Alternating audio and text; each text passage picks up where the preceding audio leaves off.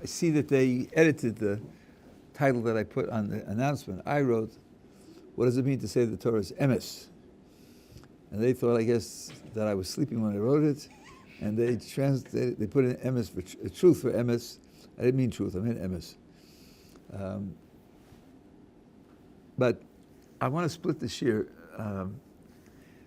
because it's very prominent that the Torah is called Emes, and many, many people think they know that Emes means truth.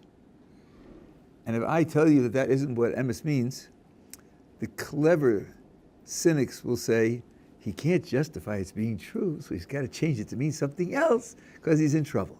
So, okay. So I want to just make a few remarks about the idea of the Torah as true, and then I'll tell you what the sources say that the word really means, and we'll talk a little bit about that. But first of all,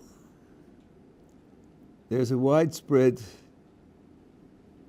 prejudice that truth is something that's either relative or subjective, whatever those words are supposed to mean, and it's not binding, and it's perspectival, and it's generational, and fill in your own adjectives.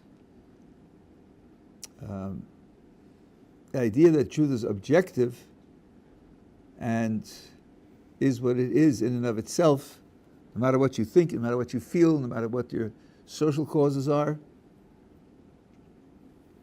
is an unpopular idea in some quarters. I was on my way to speak to a group at UCLA on some other subject, and our contact there said, by the way, I just want to let you know that none of the students believes there's such a thing as truth. I said, okay, no, that's nice. So I decided to put in a 12-minute introduction. Students were fascinated. Afterwards, they came up to me and said, we've never heard anybody talk like that before. That's because you're at UCLA, that's why.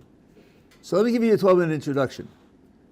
How difficult it is to avoid truth with a capital T as objective. I want you to meet Fred. Fred is my local relativist about truth. Fred believes that each person has his own truth, each culture has its own truth, each society has its own truth, each club has its own truth, each time has its own truth, but above and beyond that, there's nothing.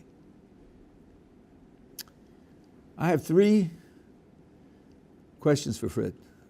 I'd like to see if he can answer them. Here's the first question. Fred, I want to introduce you to Peter and Paul. Peter comes from a society that believes the earth is round, and therefore they actually believe, that if you start at the equator and go due west, eventually you'll come right back to where you started. Paul comes from a culture that believes that the earth is flat, and therefore Paul and his culture all believe, they actually believe, that if you start at the equator and go due west, eventually you'll fall off the edge. Well, I'm taking Peter and Paul with me on a trip. Paul doesn't want to come, but I have a gun. So we're starting at the equator and we're going due west. You, Fred, tell me what's going to happen to them on the trip. What's going to happen to Peter and Paul? And if you tell me, Fred, that, well, Peter's going to come around to where he started because that's what he believes, and Paul's going to fall off because that's what he believes, then I think that's the end of the discussion. There's nothing more to talk about. Go have a nice day, drink a cup of coffee. Nobody to hope to talk to. But if you, Fred, tell me that they'll both go around to come back to where they started, why are you choosing to decide the issue in terms of Peter's truth rather than Paul's truth, according to you? There's nothing but Peter's truth and Paul's truth and his truth and her truth and their truth. There's nothing more than that. How then can you impose Peter's truth on Paul's reality? I don't think that Fred has a good answer to that. Now I'm going to ask Fred a second question. Sometimes people change their minds because they think that by changing their minds, things will be better. There are various ways in which things will be better. I suppose this person says, I used to believe that every time I take my umbrella, it's going to rain. But then I started keeping track. And there were a lot of times when I took my umbrella, it didn't rain. So I've changed my mind. I now think it's only somewhat probable when I take my umbrella that it will rain. Now it's going to happen every time. I ask him, well, why did you change your mind? Well, look, I just told you. I used to believe the one, and I had certain experiences, and now it's clearly better to believe the other one. Well, if all there is what people have, before he had his truth, then every time he takes the umbrella, it rains. And now he has his truth, that it's only probable when he takes the umbrella, it rains. But if all he has is having his truth, why isn't he better off? What could motivate him to moving from one to the other? Isn't it clear that he did it because in a very important sense, the old one led him astray, and the new one isn't going to lead him astray in the same way. It'll lead him astray in other ways, but it's not going to lead him astray. Does he think he's improved? The second truth is better than the first truth, even if you use the word truth, that they're not equal? Then there must be something more to the story than just he has his truth and she has her truth and they have their truth. There's got to be something more to the story. And the third question I want to ask Fred is this: there's an industry in this 20th century of self-application. You have a rule or a law or a principle, and you take its content and apply it to the principle itself and see what you get. And sometimes you get things that are surprising, and sometimes you find out that if you take the rule seriously and apply it to itself, then taking it serious and applying it to itself shows that it's wrong, which isn't a good position to be in. So, for example, someone will tell you, all rules have exceptions. Aha, all rules have exceptions. What about that rule? That's a rule, isn't it? Does all rules have exceptions? Have exceptions? What would an exception to all rules have exceptions be? What would an exception to that be? It would be a rule without exceptions, right? And then if I believe all rules have exceptions, I have to believe that there are some rules that don't have exceptions, which means I have to contradict myself, which usually is thought of as a demerit.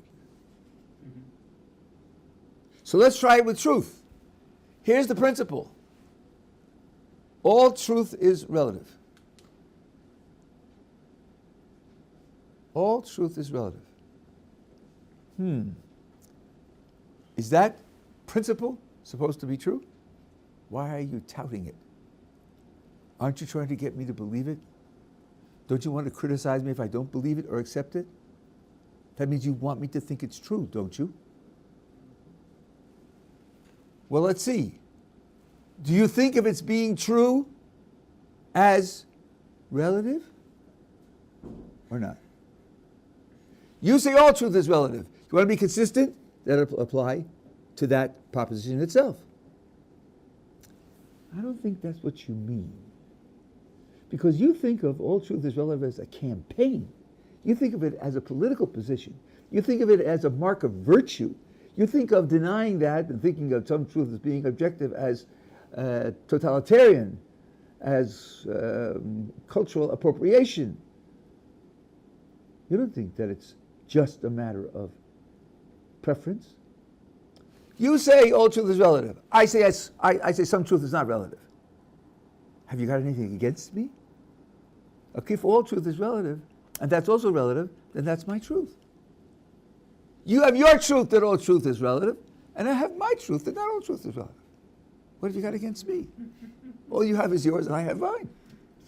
So clearly, you don't mean that. This is an attack in terms of dialectic. And it's not ad hominem in the pejorative sense. So that's not what you mean. You mean to put forth something which is really there, tough stuff. Okay, so the other alternative is for you to say, listen, all truth is relative except for this one. And this one's really got it. This one really has it. This one has the punch, it determines things. Okay, but then I'm going to ask you, how did you distinguish this one from the rest?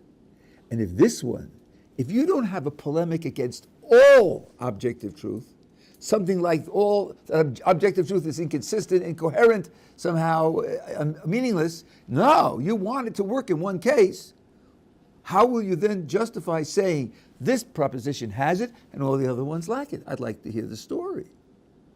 Usually it's thought of as the whole thing is meaningless. But if it isn't all meaningless and one time it applies, then how are you going to justify that it doesn't apply? I think Fred is in a pickle. I don't think Fred has a way out. And this isn't my Torah, boys and girls. This is pablum. Every university freshman should be taught this, but politically you can't teach it. That's why I found out at UCLA. But this is pablum. This is nonsense. So to say that the Torah is true should not mean stepping on anybody's toes and forcing anybody to, you may disagree with me about whether it's true or not. That's fine. That's a serious disagreement. That's something we could talk about and discuss. But to avoid the problem by denying the concepts of truth is a non-starter. Now, two footnotes. When people say that he has his own truth, if they mean anything at all, what they ought to mean is he has his own beliefs. He has his own conceptions. He has his own commitments. That's certainly true. That's certainly correct. And the sloppiness of vocabulary betrays a kind of disordered mind. There's a gigantic difference between tables and stars and volcanic eruptions and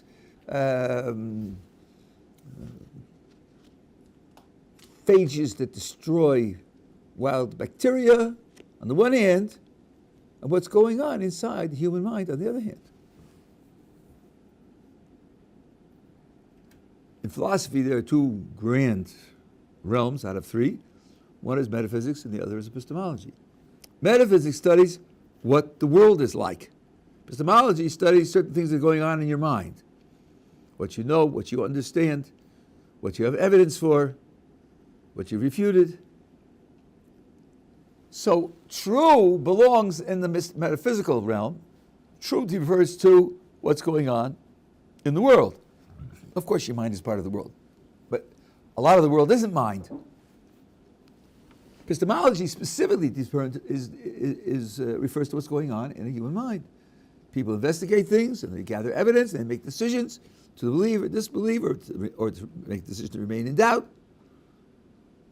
Everybody has his own beliefs, everybody has his own knowledge, everybody has his own commitments. That's certainly correct. If you express that by saying everybody has his own truth, you just invite confusion. Nothing about me makes diamonds harder than lead. Rub diamonds against lead, the lead will scratch and the diamonds will not.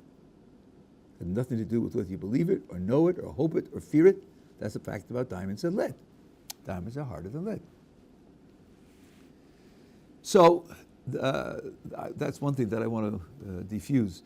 And of course, when a person has a belief, we sometimes talk about it as absolute truth. We might mean that it's knowledge, very solid knowledge, certain knowledge, knowledge that couldn't be wrong, infallible knowledge.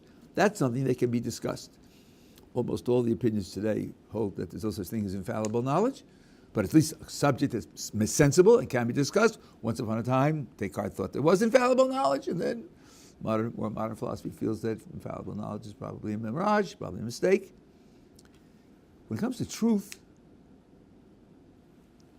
if you speak about objective truth, that's just redundant.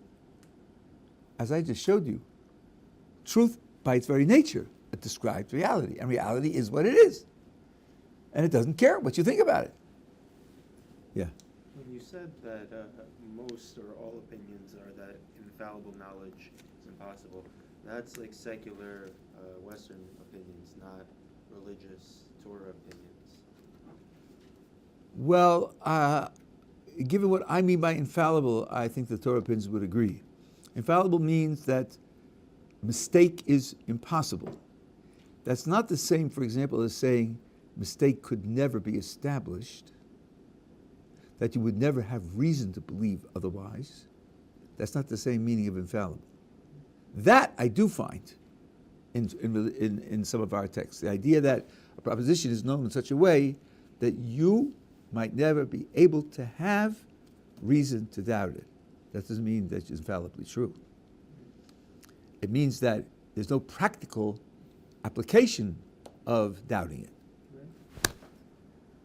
And in fact, philosophers understand that as well, but they distinguish it. If to call something into question would mean that I can't trust any of my reasoning at all, ever, then I can't call it into question. I can't call it into question. I can't question it. I can't analyze it. I can't investigate it, because it means, if I take it seriously, I have no tools of investigation. I have no processes of thought that would give reliable results. So it's not a proposition that I can consider. That doesn't make it infallibly true. It just means it's a short circuit for me epistemologically. That kind of certainty or necessity, I think we do find, but that's not the same thing. So that's what I would like to say about truth. There's certainly no philosophical mistake in talking about the Torah being true. Then the second thing I want to say about it is this, that the Torah contains many, many components, some of which aren't propositions. It's propositions or statements or beliefs or assertions, etc., that are true. But what about rules for action? Rules for action aren't true or false. Wash your hands before you eat, not true or false. Don't lie under oath, it's not true or false. So where the Torah gives prescriptions as to what to do, truth and falsity don't arise. And when people say that the Torah is true, then they're not referring to what we would call truth under those conditions. There, the word true may be short for appropriate, valid, justified, or something else, which you can say about rules. But I think there's a deeper point, and that is, usually, I think it's true of religions generally, religions generally have a story to tell about the world, and they have practical guidance as well. Usually the practical guidance is based on the story. It's because of the story that these practical rules are justified. So the truth of the story plays a very important role in the validity of the religion as a whole. And there, I think, speaking about the Torah as true has a spillover effect, since the story that the Torah tells about the world is true. Therefore, the practical applications of the Torah are justified and appropriate. So the truth of these narrative side is the basis for the validity of the rest, and that means the truth really carries the validity of the rest on its back. That, I think, is what could be said about truth. But the word emes in Hebrew doesn't mean true.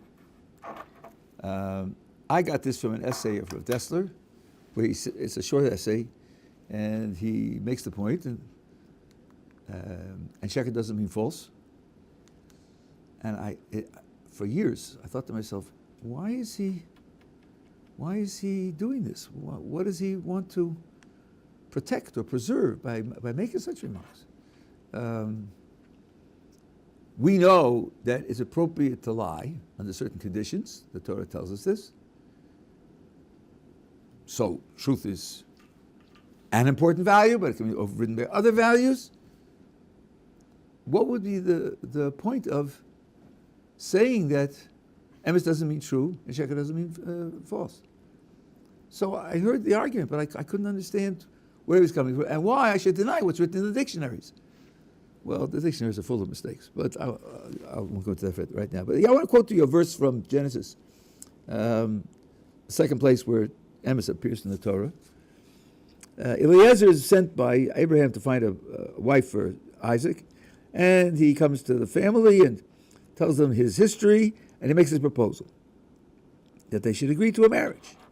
And he says it in the following words: Ba'ata, with an ayin, meaning now, Im yeshchem osim, if you are prepared to do chesed, loving kindness, the emes, and emes, with my master.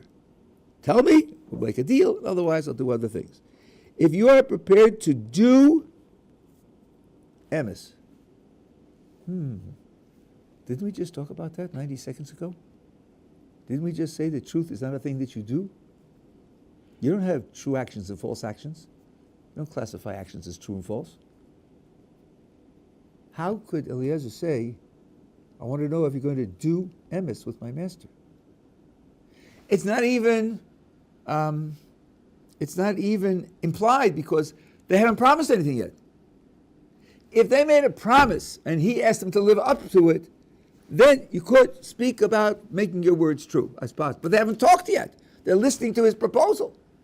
And he asked them, are you prepared to do emes with my master? There are many, many places in the Tanakh which speak of doing emes. If you think emes means truth, it's just a category mistake. You could struggle to make poetry out of it, but it's a category mistake. The Maimonides in the Mishnah Torah, which he wrote in biblical Hebrew, not Mishnaic Hebrew, in the 10th chapter of the Laws of Repentance, defines there what it means to serve God purely out of love. Out of love, this is what he defines for Shema in Hebrew, out of love of the master, the creator who commanded it. And his I would say his motto for serving God purely is Ose emes mipnei shu emes. He does emes because it's emes. Wow, that's certainly graphic. Emes twice in the and it's emes is something that you do. And this is what it means to serve God for out of love of God, is to do emes because it's emes. Now, if you put true in there, they don't fit together at all. True is true. 2 + 2 is 4 is true, and grass is green is true, and the sky is blue is true, and God is God. What's it got to do with loving God? That's just facts. I say, do what's true because it's true, and that qualifies as serving God out of love. It's just not going to hang. There's no connection between them. And he says that they're the same thing.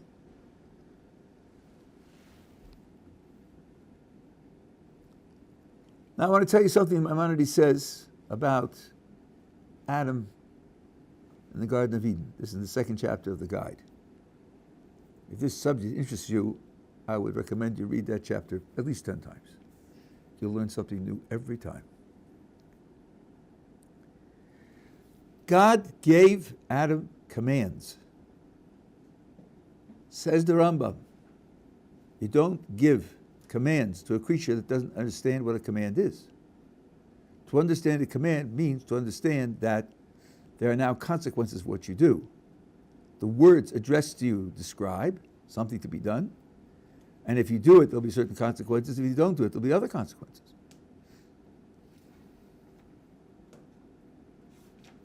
You must have some kind of concept that describes to you the consequences of interacting with a command. And notice also that the command that he was given carries no promises of reward nor penalties for failure. It's just a command. Which means that there has to be some other context in which the appropriateness or inappropriateness of ways to respond to the command exists. If you're taking the text as a text, there's got to be some other means by which Adam can evaluate for himself what to do. Now, the text also says that if he eats from the tree of knowledge of good and evil, he will then come to know good and evil, which implies that until that time he did not know good and evil. So there must be something in his conceptual repertoire which enables him to appreciate the consequences of a command, that obedience and disobedience carry certain consequences, without having the concepts of tov and ra, to good and evil. Maimonides says that he had the concepts of Emes and Sheker. Emes and Sheker carry that meaning. Well, given what we said up until now, you can sort of see a connection, can't you? If Emes is something you do, then knowing something about Emes might give you guidance as to what to do, because they're in the same category. Whereas, as at least some have argued, like Hume and others, truth and falsehood have nothing to do with action. Truth and falsehood are just material which you use to make decisions about action coming from the action side. But they don't prescribe any action or other. But Emes and Sheker now are being portrayed by the Rambam as concepts which enable you to understand what a command is, and the fact that obedience and disobedience have different consequences, which then recommend what should be done. Indeed, Maimonides says, eating from the tree of the knowledge of good and evil was a giant step down, because good and evil do also contain recommendations for action. But good and evil are relative and confused and limited in scope, whereas Emes and Sheker are absolute, universal, and ultimately real. So Adam lost something precious. He didn't take a step up, he took a gigantic step down.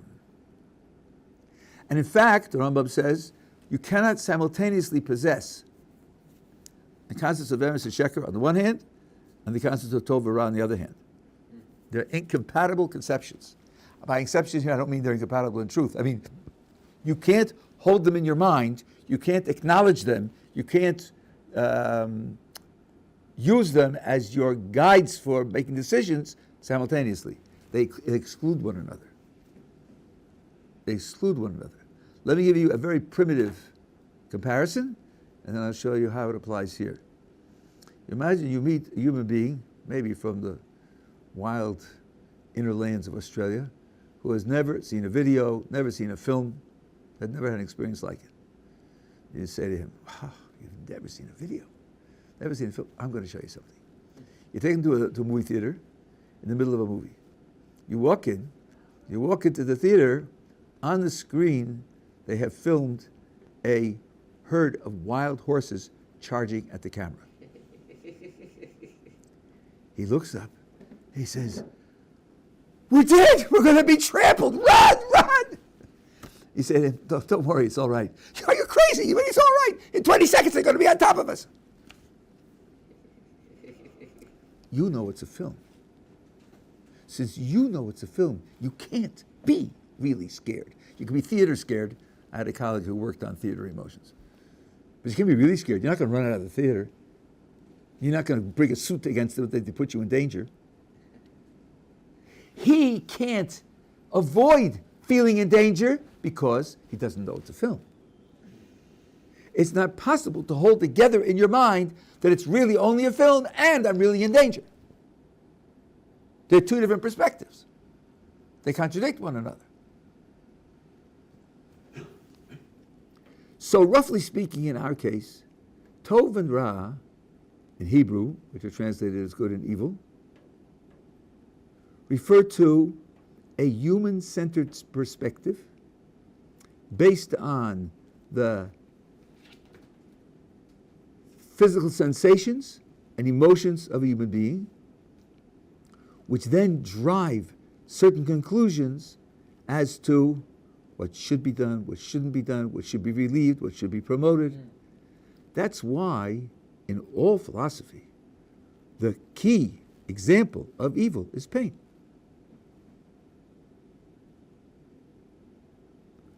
Derek Parfit's famous argument from agony.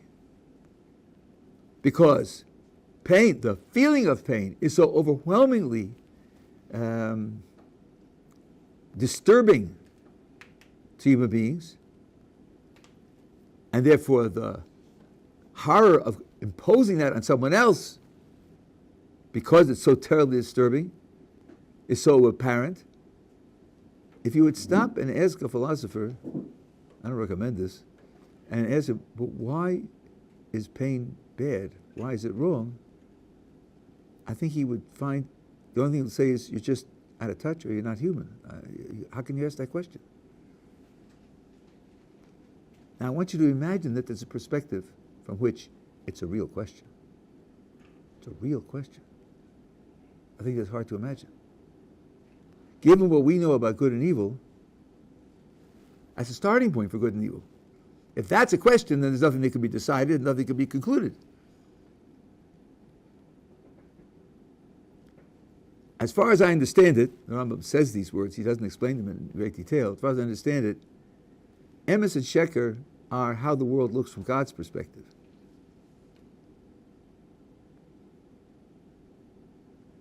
And it's not obvious that from God's perspective, given his plans for the world, that human pain should be evil at all. It's not obvious. It might be true in some cases, but it's not bedrock, axiomatic foundation of all moral thinking. Emes and Sheker describe how the world looks to God. And Adam had that. I don't mean he had the infinity of God in his head, but he was in the same category, using the same concept. Emes and Sheker is a purely human concept. There's a gigantic demotion in eating from the tree. But just as good and evil are concepts of direct action, so Emes and Sheker are concepts of direct action. They direct it in a somewhat different direction. The concept's basis is different, but its function of directing action is the same. Now, I'll give you one more piece, then I'll stop for discussion. Now, Maimonides says two things together. One is that because we ate from the tree of knowledge of good and evil, we've lost Emes and Sheker. That's one thing he says. And the other thing he says, I want to explain to you the difference between Emes and Sheker on the one hand and good and evil on the other. You don't say that the earth is flat is bad. You don't say that the heavens are round is good. You don't call them bad and good. You call them Sheker and Emes. That's how he illustrates that Emes and Sheker are one thing, and good and bad are something else. At this point, I want to say, wait a minute, Rambam, wait a second. Didn't you tell us that we lost the concept of Emes and Sheker? We lost them because we picked up good and evil? And now you just gave me an illustration yourself of Emes and Sheker, an illustration that we can all understand. That the proposition that the heavens are spherical is Emes, and the proposition that the earth is flat is Sheker. Those are the concepts you said we lost. You just now gave them an application, a clear application that we can all understand. What do you mean you lost them?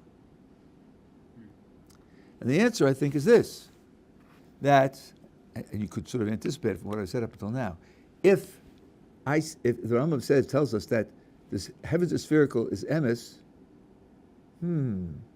there the word Emes sounds like true, doesn't it? That's a proposition, and he's saying that it's correct. The Rambam tells us the proposition the earth is flat is Sheker. It sounds like he's telling us, we know that proposition is false. That's how the word Sheker is used. So not only is he giving us examples of how to use a concept that he says we don't have, but the way in which he uses the concept is the way we use true and false, which we said it shouldn't be. So we're in trouble, hey? I think the answer is this, that the concept of Emes and Sheker applies to both action and truth and falsity, though perhaps indirectly. I'll explain that in a minute. It's some kind of concept that applies to both the theory of action and also the theory of truth. And we've lost one of the applications. Emes and Sheker as action we've lost. Emes and Sheker, as they apply to propositions, we have not lost. When you think about actions, when you evaluate them, when you think of doing or not doing, or questioning or investigating, I don't think you normally envision relating to an action the way you relate to the earth is round. The way you relate to the earth is round is it's out there, the earth's in space, it has a shape. You have to be really seriously in trouble not to believe that it's true, given what we know at the present time. You have to be really seriously defective and out of touch with what's real to do that.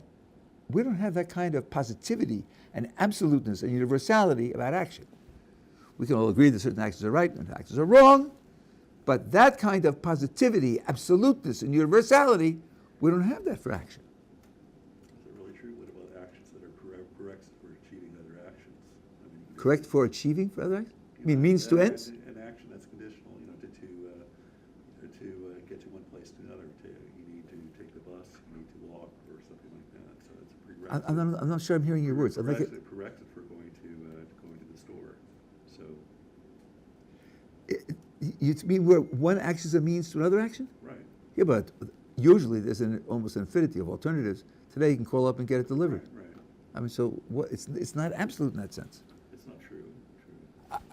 But there's nothing in comparison to true that plays the same intellectual role as true vis-a-vis action. What I'm suggesting is that that's what Emes and Sheker meant for action. That you would look at Emes and Sheker for action the way you would look at the earth is round.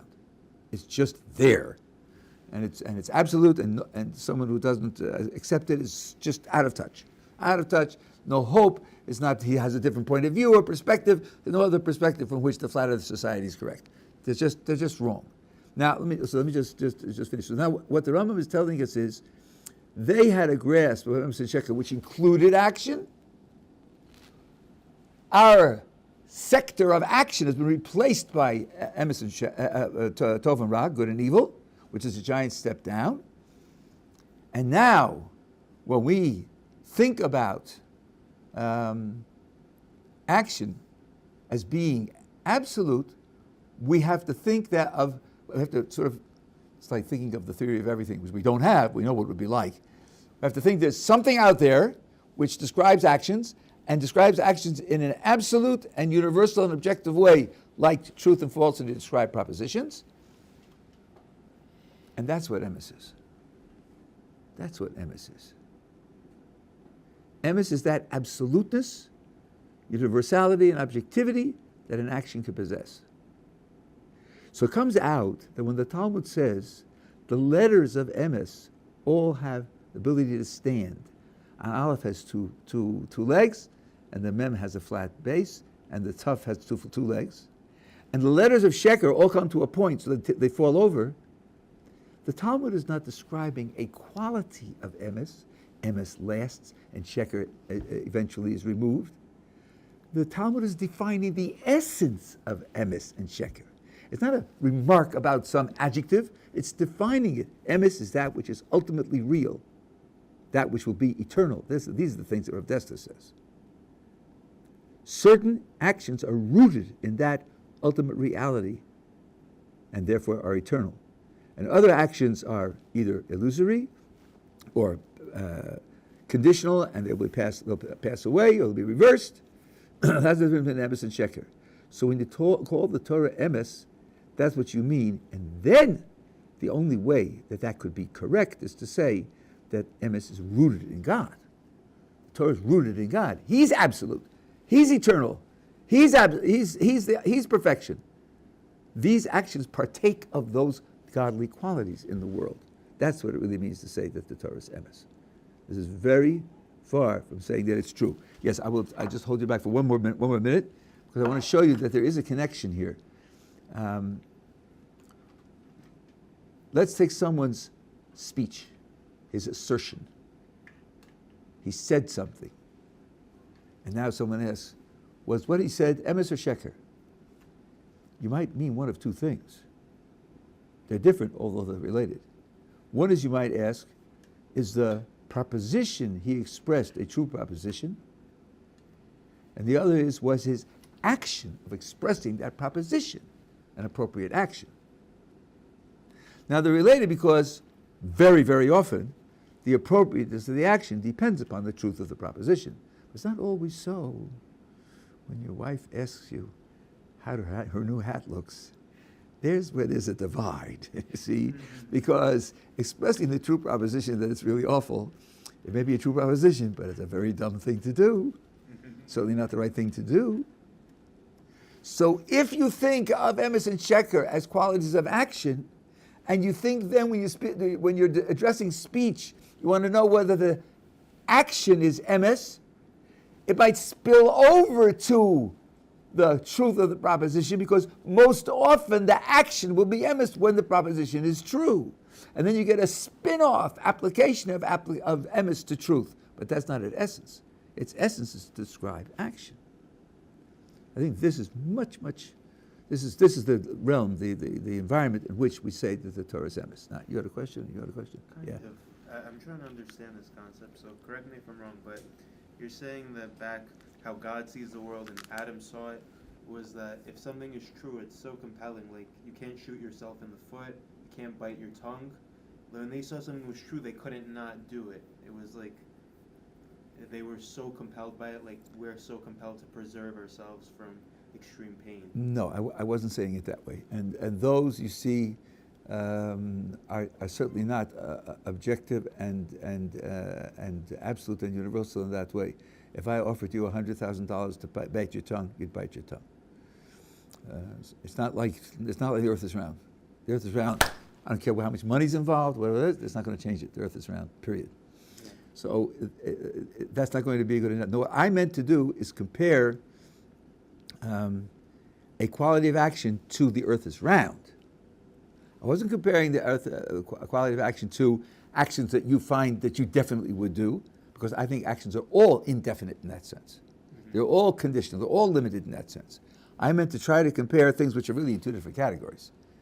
One is action, and the other is the truth of a proposition. Propositions aren't actions, and truth isn't the quality of actions, only the quality of propositions. But there's a certain cognitive attitude that you have towards the truth of a proposition, which doesn't carry over in our vocabulary, in our experience, to anything that you would say about an action. That absoluteness, that absolute objectivity to it, a person who refuses it is definitely out of touch with reality, full stop, nothing else to be said. We don't feel that way about actions. We feel that he's wrong, and he perhaps has bad values, and he perhaps has a psychopathology of some kind. But you don't say, it's much worse when a person thinks that the Earth is flat. He's out of step with the absolute reality. So what I'm saying is, what Adam had before he ate from the tree was something for action that played the same role for action that truth plays for propositions for us. And we don't have that anymore. That's what my mind says we lost. I think we did lose it. We don't feel that way about any actions.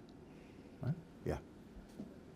I'm trying to understand how, from the way we're interpreting Emes and Sheker, I kind of sense certain scope from Tov and Ra. Like, I would get the sense that as if Emes is, in the sense that it's eternal, it's good, and it's what it's appropriate, and Sheker is what it's wrong and shouldn't be done. I mean, I'm just like, that's kind of what I'm hearing. Well, that's not what I'm saying. Let me see if I can give you an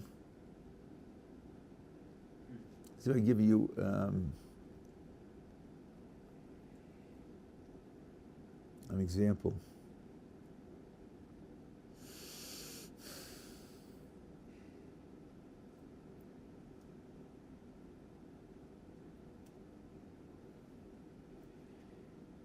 I could sort of move you in that direction. We're debating health policies. And we anticipate, we put this health policy in, so many people will die, and so many people will have their lives shortened, and other people will have their lives lengthened, and it'll affect men and women differently, and perhaps different races differently, and we're calculating the consequences and see which is better, which is worse. It depends on how you value. Do you value men and women equally? Not if you're progressive. No, I didn't say that. and or different ages equally. If I can extend one person's life from 30 to 40, another person's life from 80 to 90, are those equal extensions, or should they not be treated as equal extensions? You could hear people discuss that, debate it, take different views, and have different feelings about it, stronger or weaker feelings. Okay? Now compare that with this case. I have a button here. I'm considering whether I should press it or not. Somebody says to me, I have a piece of information that might be relevant to you. If you press this button, you destroy the world, the whole world. Well, let's see. Shall we calculate it in with the different lengths of lives, or happiness, or how many ice cream cones we can produce? This will destroy the world. That makes it easy, doesn't it? That ought to close it right away. Unless you're someone who wants to die, doesn't care if everybody else dies, that settles the question. It's just out of proportion with all the kinds of moral decisions and discussions that we have. So that's a step in the right direction. We're talking about something that's completely out of proportion with the kinds of moral discussions that we have. But then you have people who will raise the question, is the existence of humanity valuable? Maybe it's a net deficit.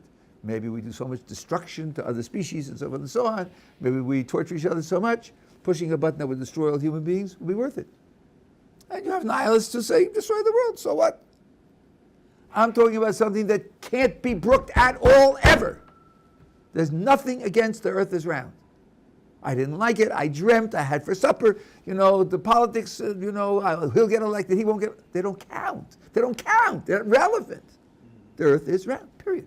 End of story. Nothing else to talk about. That absoluteness with respect to action is what I'm talking about.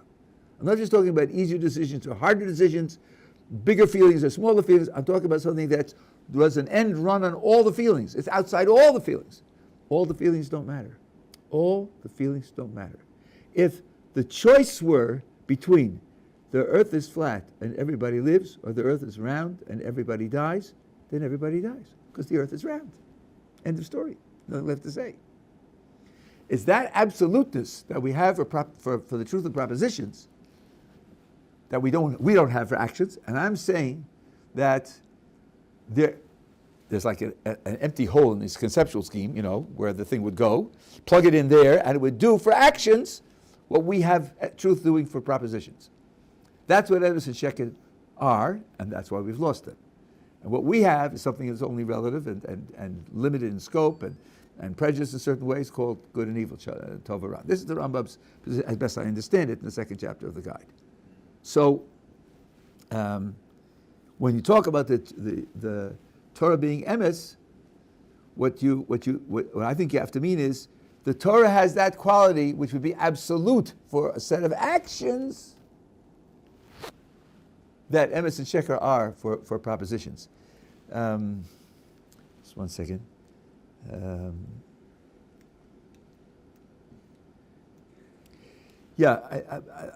Maybe this analogy will help a little bit. I don't know if you run up against the TOE. The TOE is the theory of everything. We don't have it, right? Okay.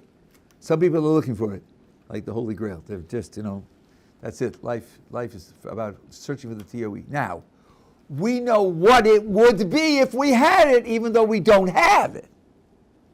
It would be a simple proposition or a few simple propositions, formulating a single law, a single force, a single agency, for which you could derive every other phenomenon in the world. That isn't the theory, that's a description of what the theory would do. We don't have the theory. There may not be such a theory, but we're looking for it. That, I think, is where we are vis-a-vis Emes and Sheker for actions. We know what Emes and Sheker would do for actions if we had them, we just don't have them. What we're being told is that they really exist, we just don't have them. Yeah. Just that in that sense, just real quick, so then how to understand Sheker, from the other side, what would be that space for, or that situation in which there would be Sheker actions, what would be the Sheker condition of action? Well, the easy thing to say is to be all the ones that don't have Emes. Either it's rooted in eternity or it isn't. If it's not rooted in eternity, then it's destined to disappear, to fail, or to not be what it seemed to be at the time. not to live up to its promise. So, this conception of good and evil, is that orthogonal to truth and falsity, or is it kind of derived from truth? Or is there a kind of relationship between the two in the Rambam's kind of view or your view? Well, that's sort of like asking, does the TOE come from string theory, or does the TOE come from, we don't have it, so how do we know where it's going to come from? And we don't know where it's going to come from if we don't have it. We know the role it should fill. This is almost like Thomas Nagel when he talked about the fact that for experiences to be brain states, you'd have to have a conceptual revolution, because some things have a hole in the center, which say you're missing the structure, and other things don't have a hole in the center. Water has a hole in the center. Water's made out of stuff. What kind of stuff is it made out of? And H2O is the answer, right? But experiences don't have a hole in the center. It's not, I'm missing the structure. Where's the stuff it's made out of? Let's have a theory to put. It doesn't call for structure. It doesn't ask for stuff. So he says in The View from Nowhere that in order to make experience explainable in the brain, you'd have to change the concept. You have to change experience, toothache, to make it something like water. Water says, what's it made out of? And toothache does it. Well, change it. Make toothache say, what's it made out of? Well, okay, conceptual revolutions are nice to dream about. You don't snap your fingers and make them. And maybe it's not possible, or maybe it'll never happen. But he was acknowledging the difficulty of the problem by saying, in order to make it appropriate to find pains in the brain, you have to change the concept of brain to be something which calls for a structure. And it doesn't. Pains at this present time don't do that. Yeah. I'm still also trying to understand where Sheker fits in. I believe the Rabbi just said that Sheker would be easily everything that's not Emes, but also not eternal, did you say? Yeah. Does that mean that it's not absolute? I think we said they're both Yeah, absolute. in that sense of absolute, yes, that's right. That's right. If Emes is and Sheker are how Hashem perceives the world, or how the world looks from Hashem's perspective, then would Sheker be everything the world is not? No, it would be pieces. Remember, we're talking about Emes and Sheker for actions now, Yeah. not prepositions, actions. So Emes and Sheker are things that people do. So I'm not going to have a category for all the things that don't get done. I'm going to have to classify things that are done. It's hard to get past good and bad. Correct. So that's why I told you. Yeah. I said that Emes and Sheker, good and bad, are in the same. Well, they're in the same dimension. But one is limited and relative and inhabited by, and motivated by human sense experience and emotion and other qualities of experience. And the other is absolute in the sense that it is how it looks from God's point of view, which includes everything, including that and everything else. Does it have to do with Hashem's Ratzon? Well, only in the sense that everything exists because of his Ratzon. So that Ratzon is a factor that divides out. Like would Sheker be everything he doesn't want, and Emes everything he does want? Now the word Ratzon has taken two different meanings, which is perfectly all right, especially in Hebrew. Sometimes Ratzon means will, and sometimes Ratzon means desire. Mata rotzeh le'archat boker. What do you want for breakfast? Right? And even in classical Hebrew, Ratzon is what created the world, and you also speak of his Ratzon expressed in his commandments. The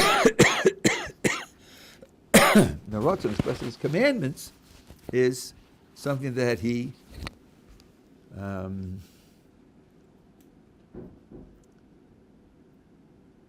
let's put it this way. It's very hard because every word that I take in English is going to have wrong connotations.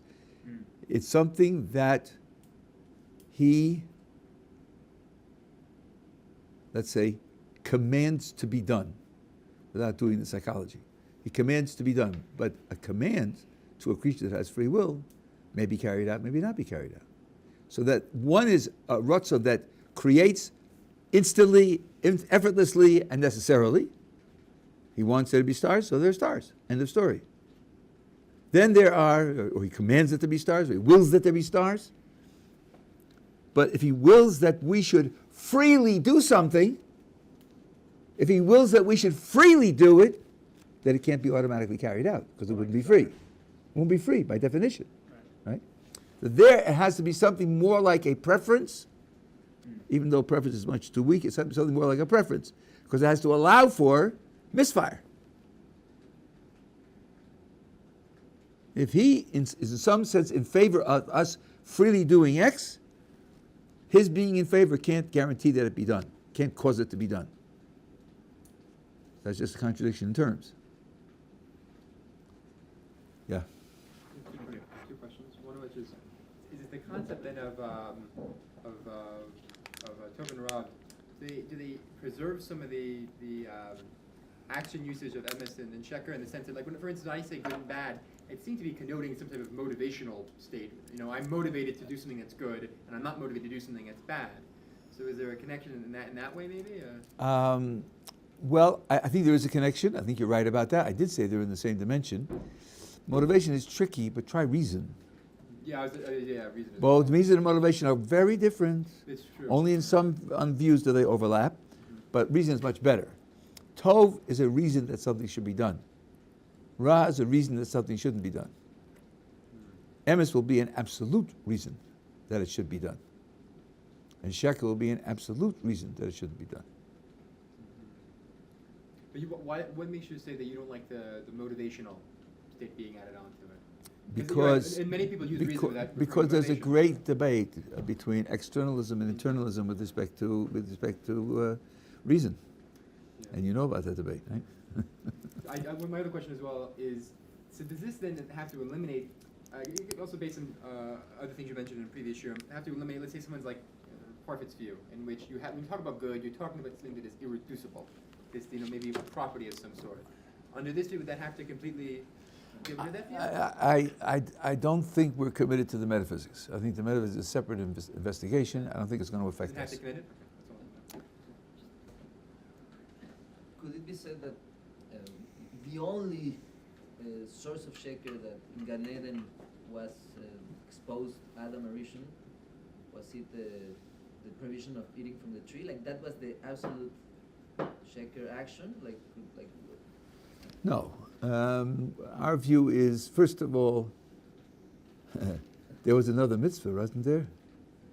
How about multiplying, being fruitful, multiplying and occupying the land?